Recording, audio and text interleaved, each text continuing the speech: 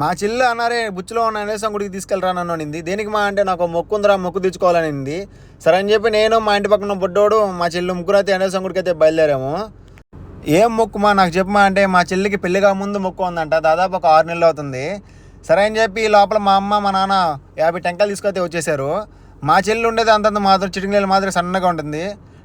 టెంకాయ కొట్టమా అంటే టెంకాయ దెబ్బ తగలద్దు అని చెప్పినట్టు కొడుతుంది, చిన్నగా కొడుతుంది.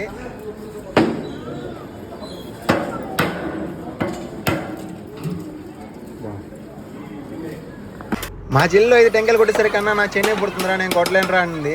సరే అని చెప్పి చెల్లి మొక్కు అన్నం తెచ్చవచ్చు అని చెప్పి టెంకాయలు కొట్టడం నేను స్టార్ట్ చేశాను. మా చెల్లి 5 కొట్టింది, నేనేమో 35 దాకా కొట్టాను. త్వర ఇంకా 5 టెంకాయలు ఉన్నాయి. మధ్యలో మా నాన్న టెంకాయ, మా అమ్మ టెంకాయ, మా బుడ్డోడు టెంకాయ కొట్టాము.